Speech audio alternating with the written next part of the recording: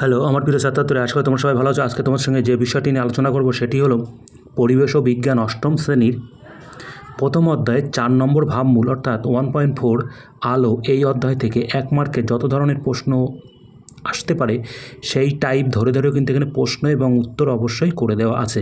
অতএব চ্যানেলটি ভালো লাগলে অবশ্যই মনে করে সাবস্ক্রাইব করে দিও এবং বন্ধুদের সঙ্গে অবশ্যই করে বেশি বেশি করে শেয়ার করো। একদম প্রথমে আসছি, বহু বিকল্পভিত্তিক প্রশ্ন, যেটাকে আমরা এমসিকিউ বলে থাকি। প্রথম প্রশ্ন, আলোর ঈষৎ স্বচ্ছ মাধ্যম হলো বায়ু, কাঁচ, ঘষা কাঁচ, জল। উত্তর হবে কিন্তু ঘষা কাঁচ। 2 নম্বর প্রশ্ন, বস্তুর প্রতিবিম্ব গঠিত হয় প্রতিফলনে, প্রতিসরণে, পূর্ণ প্রতিফলনে, সবকটিতেই। উত্তর হবে কিন্তু এখানে সবকটিতেই। নেক্সট প্রশ্ন, সমতল দর্পণে গঠিত প্রতিবিম্ব সর্বদা সৎ, সর্বদা অসৎ, সৎ ও অসৎ কোনোটিই নয়। উত্তর হবে কিন্তু সৎ ও অসৎ। নেক্সট প্রশ্ন, সমতল দর্পণে গঠিত প্রতিবিম্বের দর্পণ থেকে বস্তুর দূরত্ব সমান, দ্বিগুণ, অর্ধেক, 4 গুণ। এখানে উত্তর হবে কিন্তু সমান। সমতল দর্পণে বস্তুর অবশিষ্ট, সমশিষ্য, ক্ষুদ্র বিবর্ধিত প্রতিবিম্ব গঠিত হয়। উত্তর হবে কিন্তু এখানে সমশিষ্য। নেক্সট প্রশ্ন, আয়না থেকে বস্তু দূরত্ব কমলে বা বাড়লে বস্তু তার প্রতিবিম্বের মধ্যে দূরত্ব দ্বিগুণ, 3 গুণ, 4 গুণ, 5 গুণ কমে বা বাড়ে দ্বিগুণ। দুটি সমতল দর্পণের অন্তর্বর্তী কোণ 60 ডিগ্রি হলে তাদের মাঝে অবস্থিত বস্তুর প্রতিবিম্ব গঠিত হবে কটি? 5টি, 7টি, 7.2, 8টি। উত্তর হবে 5টি। এটা কিন্তু ইম্পর্টেন্ট প্রশ্ন ছিল।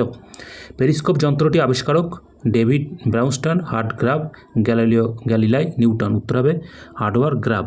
নেক্সট প্রশ্ন, পেরিস্কোপের দর্পণের বাহুগুলির সঙ্গে 90 ডিগ্রি, 45 ডিগ্রি, 60 ডিগ্রি, 30 ডিগ্রি কোণে থাকে। উত্তর হবে কিন্তু 45 ডিগ্রি কোণে থাকে। নেক্সট প্রশ্ন, মনোরঞ্জনের উদ্দেশ্যে এবং নতুন ধরনের নকশা উদ্ভাবন ব্যবহৃত হয় ক্যালাইডোস্কোপ, পেরিস্কোপ, টেলিস্কোপ, বায়োস্কোপ। উত্তর হবে কিন্তু ক্যালাইডোস্কোপ। নেক্সট প্রশ্ন, ক্যালাইডোস্কোপ যন্ত্রের আয়নায় 3টি দৈর্ঘ্য ও প্রস্থ 1:4, 4:1, 2:4, 4:2। উত্তর হবে কিন্তু 4:1। নেক্সট প্রশ্ন, ক্যালাইডোস্কোপ যন্ত্রের আয়নায় 3টির ত্রিভুজ, প্রিজম, বৃত্ত, চতুর্ভুজ আকারে লাগানো থাকে। উত্তর হবে কিন্তু প্রিজম। শূন্যস্থানের প্রতিসরাঙ্ক হলো 0, অসীম, 1 ভগ্নাংশ। উত্তর হবে 1। আপেক্ষিক প্রতিসরাঙ্কের মান কখনোই 1-এর বেশি, 1-এর কম, 0 ভগ্নাংশ হতে পারে না। উত্তর হবে কিন্তু 0।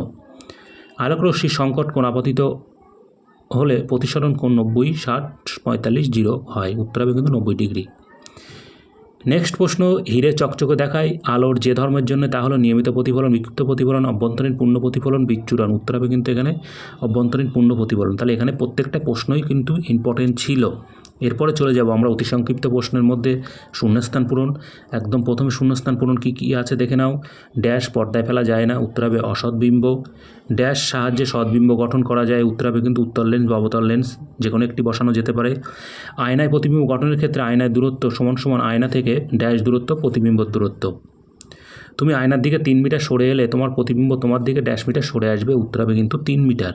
নেক্সট প্রশ্ন, পি অক্ষরটিকে সমতল দর্পণে রাখা হলে কিউ এর মতো অসৎ প্রতিবিম্ব গঠিত হয়। এই ঘটনাকে ড্যাশ পরিবর্তন বলে। উত্তর হবে কিন্তু এখানে পার্শ্বীয় পরিবর্তন। দুটি সমান্তরাল দর্পণের মাঝে একটি বস্তু রাখলে ড্যাশ প্রতিবিম্ব গঠিত হয়। অসংখ্য। পেরিস্কোপের আলোর ড্যাশ ধর্মকে কাজে লাগানো হয়। উত্তর হবে প্রতিফলন। ড্যাশ আলোর দিকে তাক করে ছিদ্রের ভিতর দিয়ে দেখলে রঙিন নকশা দেখা যায়। উত্তর হবে ক্যালাইডোস্কোপ। প্রতিসরণের ফলে আলোর ড্যাশ পরিবর্তন হয়, বেগের পরিবর্তন হয়। দুটি মাধ্যমের প্রতিসরাঙ্ক সমান হলে আপতিত প্রতিষ্ঠিত রশ্মির মধ্যে ড্যাশ কোণ হবে। উত্তর হবে 0 ডিগ্রি কোণ হবে। দুই মাধ্যমের আপেক্ষিক প্রতিসরাঙ্ক আলোর রং ও প্রকৃতির উপর নির্ভর করে। এখানে কিন্তু দুটি মাধ্যমের প্রকৃতির উপর নির্ভর করে। 12 নম্বর প্রশ্ন দেখে নাও, ঘন মাধ্যমের আপতন কোণের মান ড্যাশ কোণ অপেক্ষা বড় হলে আপতনের পূর্ণ প্রতিফলন হবে। উত্তর হবে কিন্তু এখানে সংকট কোণ। নেক্সট প্রশ্ন, হীরের সাপেক্ষে বায়ুর সংকট কোণ ড্যাশ। উত্তর হবে 24.4 ডিগ্রি। মরীচিকা ড্যাশ প্রতিবিম্বের উদাহরণ। এটা হবে অসৎ। এই ছিল শূন্যস্থান পূরণ। এবার চলে যাব আমরা ঠিক ভুল নির্বাচন করতে। ঠিক ভুলে কী আছে দেখে নাও। আয়না ইরেজারে প্রতিবিম্বকে দেখা যায় প্রতিসরণের জন্য। এটা কিন্তু ভুল। অসৎ বিন্দুর ক্ষেত্রে প্রতিফলিত বা প্রতিষ্ঠিত রশ্মির কোনো বিন্দু থেকে আসছে বলে মনে হয়। এটা হবে ঠিক। সূর্যের সৎবিম্বর আয়নার সাহায্যে গঠিত হলে তাকে পর্দায় ফেলা যাবে।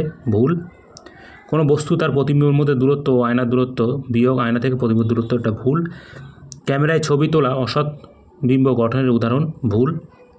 আলোর প্রতিফলনকে কাজে লাগিয়ে নির্মিত যন্ত্র হলো ক্যালাইডোস্কোপ। এটা কিন্তু ঠিক। দুই মাধ্যমের আপেক্ষিক প্রতিসরাঙ্ক আলোর রঙের উপর নির্ভর করে না। এটা কিন্তু ভুল। শুধুমাত্র ঘনমাধ্যম থেকে লঘুমাত্রার প্রতিসরণের ক্ষেত্রে পূর্ণ প্রতিফলন ঘটে। ঠিক। অভ্যন্তরীণ পূর্ণ প্রতিফলনের সময় আপাতন কোণ সমান সমান প্রতিসরণ কোণ হয় না, তবে কিন্তু ভুল। কাঁচের তুলনায় হীরের উপাদানের প্রতিসরাঙ্ক বেশি, এটা কিন্তু ঠিক। এই ছিল ঠিক ভুল। এবার চলে যাব একটি শব্দে বা একটি বাক্যে উত্তর দাও সেই ধরনের টাইপের প্রশ্ন। প্রথম প্রশ্ন, প্রতিবিম্ব সৃষ্টির একটি কারণ হলো প্রতিসরণ, অপরটি কি? এখানে প্রতিফলন বা পূর্ণ প্রতিফলন যে কোনো একটি লিখলেই হবে। সিনেমার পর্দায় গঠিত প্রতিবিম্ব কী জাতীয়? উত্তর হবে কিন্তু সৎবিম্ব। সমতল দর্পণে গঠিত প্রতিবিম্ব কী জাতীয়? এটা হবে অসৎবিম্ব। কোন জাতীয় প্রতিবিম্বকে পর্দায় ফেলা যায়? এটা হবে উত্তর হবে সৎবিম্ব।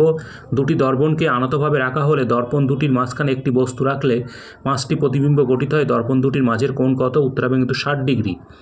খেলার মাঠের বাইরে থেকে খেলা দেখার জন্য তুমি কি ব্যবহার করবে? উত্তর হবে কিন্তু পেরিস্কোপ। পেরিস্কোপের কটি দর্পণ ব্যবহৃত হয়? 2টি। জলভর্তি বালতির তলদেশে কিছুটা উপরে আছে বলে মনে হয় কোন আলোর কোন ধর্মের জন্য? এটা কিন্তু উত্তর হবে প্রতিসরণ। পূর্ণ প্রতিফলনের কোন অংশে প্রতিফলককে কাজ করে? বিভেদ তলে। কোন নির্দিষ্ট মাধ্যমের ক্ষেত্রে লাল ও নীল আলোর মধ্যে কার প্রতিসরাঙ্ক বেশি? নীল। অভ্যন্তরীণ পূর্ণ প্রতিফলনের একটি প্রাকৃতিক উদাহরণ হলো মরীচিকা। পদ্মপাতার জলবিন্দু ঔজ্জ্বল্য কচুপাতার উপর জলের ফোঁটা চকচকে দেখানোর পিছনে কোন ঘটনা দায়ী? এটা হবে অভ্যন্তরীণ পূর্ণ প্রতিফলন। আলোর কোন ধর্মের জন্য সূর্যাস্তের কিছু পরে সূর্যকে দেখা যায়? উত্তর হবে বায়ুমণ্ডলীয় প্রতিসরণ। কার সাপেক্ষে অন্য মাধ্যমের প্রতিসরাঙ্ককে বলে পরম প্রতিসরাঙ্ক? উত্তর হবে শূন্যস্থান।